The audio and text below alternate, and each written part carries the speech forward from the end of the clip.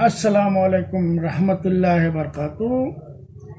آج ہم آپ لوگوں کو کچھ جنت کی حوریں اور دنیا کی عورتوں کے بارے میں بتانا چاہتے ہیں کہ ان کے معاملات کیا ہیں۔ السلام علیکم رحمۃ اللہ وبرکاتہ۔ حضرت ابو بکر رضی اللہ عنہ سے مروی ہے کہ میں نے رسول پاک صلی اللہ علیہ وسلم سے عرض کیا ہے اللہ کہ رسول صلی اللہ علیہ وسلم جنت کے بارے میں کچھ بتائیے گا۔ حضرت محمد صلی اللہ علیہ وسلم نے ارشاد فرمایا، یہ جنت کی زمین سفید اور مٹی جعفران سے بنی ہوگی، ان میں سے جو سونے اور چاندی کی اینٹیں جن کو مشک کے گارے سے اور موتیوں کے کنکروں سے لگایا گیا ہوگا۔ حدیث پاک میں ہے کہ حضور صلی اللہ علیہ وسلم نے فرمایا، جنت میں سب سے کم تر جنتی کو 80,000 نوکر اور 72,000 حوروں سے نوازا جائے گا۔ جنت کی حوریں اتنی خوبصورت ہیں کہ اگر وہ حور آسمان سے زمین کی طرف نظر مارے تو ساری زمین نور سے بھر جائے گی، ہر طرف خوشبو پھیل جائے گی۔ نبی کریم صلی اللہ علیہ وسلم نے فرمایا کہ حوروں کا سر کا دوپٹہ دنیا میں مافیا سے بہتر ہے۔ رسول پاک صلی اللہ علیہ وسلم نے فرمایا، جنت کی حوروں کی پنڈلیاں ایسی ہوں گی کہ جن کا گوشت اندر تک نظر آئے گا۔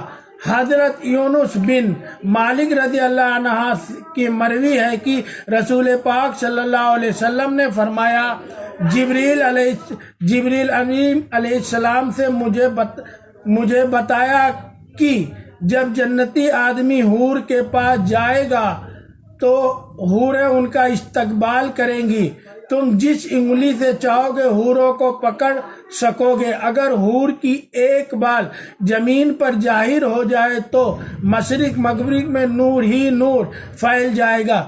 جنتی آدمی جنت میں ایسے بستر پر بیٹھا ہوگا تو ان کے سر پر ایک نور ظاہر ہوگا، اس کے ذہن میں یہ بات آئے گی کہ اللہ تعالیٰ اپنی مخلوق کی طرف نظر کرم فرما رہا ہے۔ جب وہ اس نور کی طرف نظر مارے گا تو ایک حور ہوگی اور اس جنتی سے کہے گی، اے اللہ کے بندے، کیا تمہارے پاس ہمارے لیے وقت نہیں ہے؟ یا آدمی اس سے دریافت کرے گا، تم کون ہو؟ وہ جواب دے گی کہ میں ان حوروں من سے حور ہوں جس کا اللہ نے تم سے وعدہ فرمایا تھا، اور وہ حور اس جنتی کے پاس بیٹھ جائے گی۔ ابھی یہ جنتی اس حور سے گفتگو کر رہا ہوگا کہ ایک اور حور اس بندے کے پاس آ کر کہے گی، اے اللہ کے ولی، کیا تمہارے پاس ہمارے لیے وقت نہیں ہے؟ اسی طرح وہ جنتی حور بات کرتا رہے گا۔ حضرت عباس رضی اللہ عنہ سے مروی ہے کہ اگر جنتی حور اپنے ہاتھ کا کچھ حصہ زمین اور آسمان کے درمیان ظاہر کر دے تو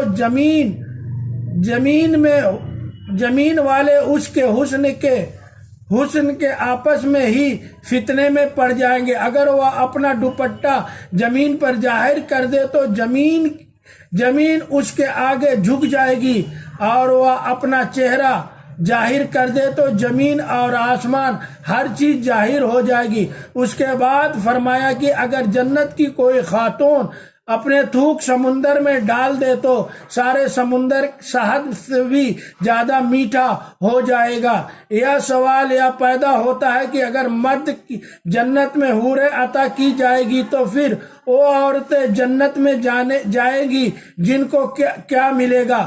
عورتوں کے لیے یہ پتہ ہے کہ جب وہ جنت میں جائے گی تو اپنے نیک شوہر کے ساتھ ہی رہے گی، اور عورت اپنے شوہر کو ملنے والی سب حوروں کی سردار ہوگی۔ اللہ تعالیٰ ان عورتوں کو سب حوروں سے خوبصورت بنا دے گا۔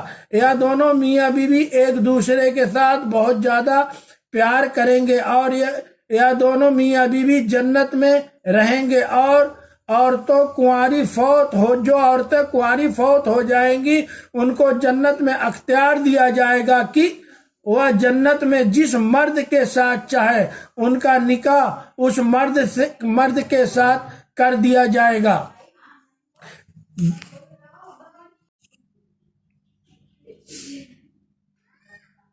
اور جو عورت کنواری فوت ہو جائے گی تو اس کو جنت میں اختیار دیا جائے گا کہ وہ جنت میں کسی مرد کے ساتھ چاہے گی اس کا نکاح اس مرد کے ساتھ کر دیا جائے گا۔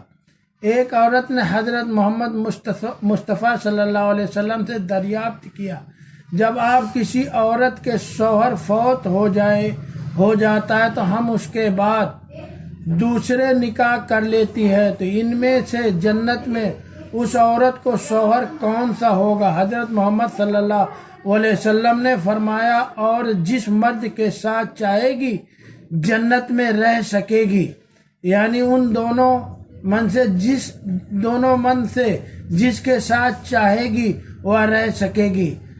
ام سلمہ رضی اللہ عنہ حضرت محمد صلی اللہ علیہ وسلم سے عرض کرنے لگی، یا رسول اللہ صلی اللہ علیہ